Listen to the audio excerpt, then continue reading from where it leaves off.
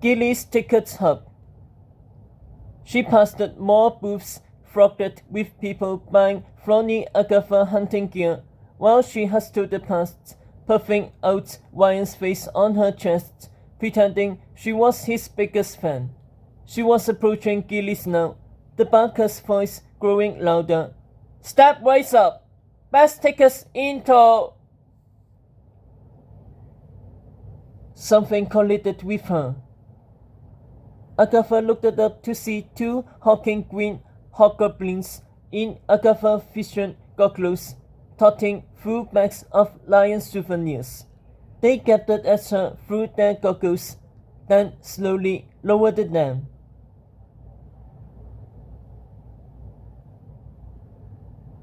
Gabu, Agatha, Gabba, said the first goblin. Gabu, Shamima, Agatha, Gabba, said the second goblin. No, Agatha, Gabba, Agatha said, pointing in the other direction. Gabu went that way. The goblins narrowed their eyes. Agatha pointed at Ryan on her shirt. See, King. Ooh. The goblins looked at each other. Put, said the first. Ma put, said the second. They dropped their bags and charged at her. Facing 500 pounds of rabbit slime, Agatha plunged into the mob and shoved the people in the goblins' way like shoes, but the goblins rammed past them, the two creatures reaching out with stubby arms and grabbing on to the facepan.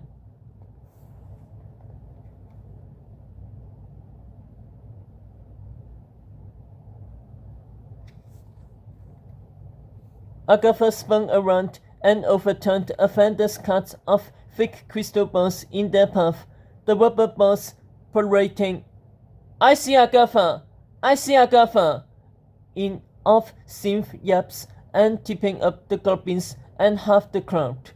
Panting in relief, Agatha slid behind a newsstand, watching the goblins flop all over the slippery balls, while a female vendor beats them mercilessly with her shoe.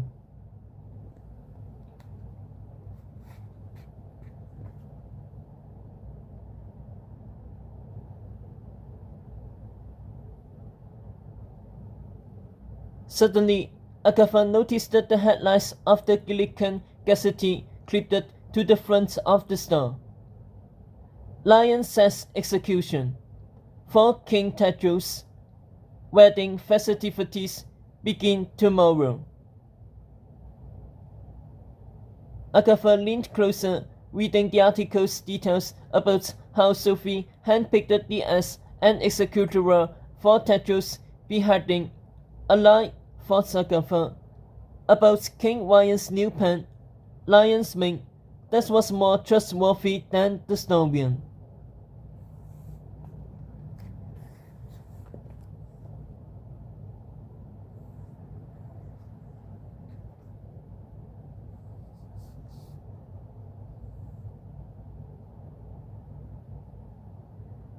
An even bigger lie, Agatha scorned, remembering the cheap gold pens people were snapping up in the booth. The Snowian told stories the woods needed. The Snowian kept the woods alive. But if people were suddenly doubting the enchanted pen and favoring a fake one, then she wasn't just fighting Ryan. She was fighting the countless minds he had corrupted too. How was she supposed to do that?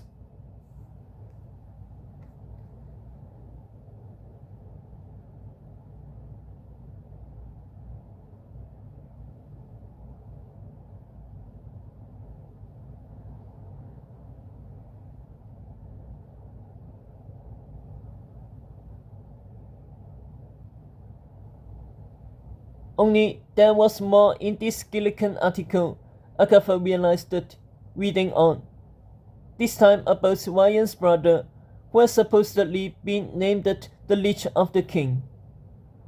Agatha studied a painting of this lich included on the front page. Japheth is that its name was. Her eyes blurred. Not just Ryan's brother, Ryan's twin. She thought back to the Lady of the Lake's drawing. Now she understood everything. It wasn't Ryan in the snake's mask who the lady had kissed. It was Japheth. There were two of them all along. One the lion, one the snake. That's how they tricked both the lady and Excalibur. They shared the same blood. And yet, both the lady and Excalibur believed that blood to be the blood of Arthur's sire. But even if they were twins, wouldn't one of them have been born first? Agatha wondered. Meaning only one of them is the true heir. Agatha shook her head. What am I saying?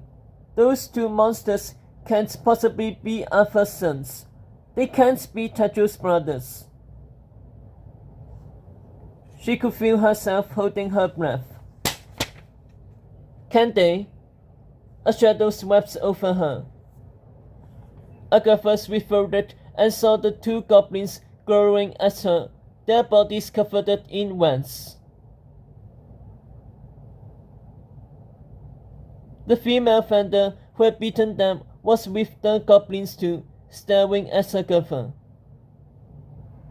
So were 100 other people behind them who clearly knew who she was. Oh, hullo, Agatha said. She dashed for her life, hurtling through the crowd, but more and more people ahead were hearing the cries of the people, pursuing her, and started chasing her too. Trapped on the yellow road between booths, there were nowhere for her to go. Then she saw the store next to her.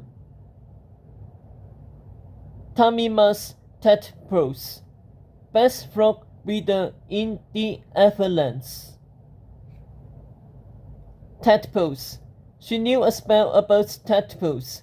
She had learned it at school, reading Sophie's evil textbooks.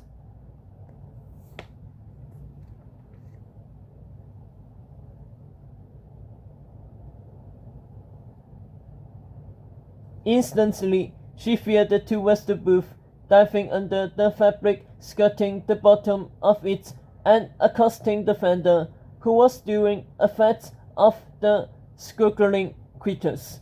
Before the vendor could grasp what was happening, Agatha shoved her out of the way, snatched the top of tadpoles with both hands, felt her finger glow burn gold.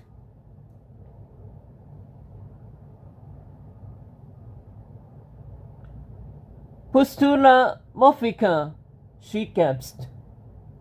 She dunked her face in.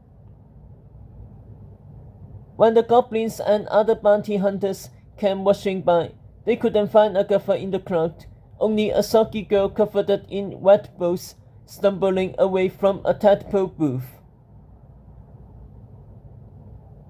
A few moments later, entering as her red, oozing sauce, this ball-covered girl shambled up to Gilly's ticket hub and his handsome young Barker.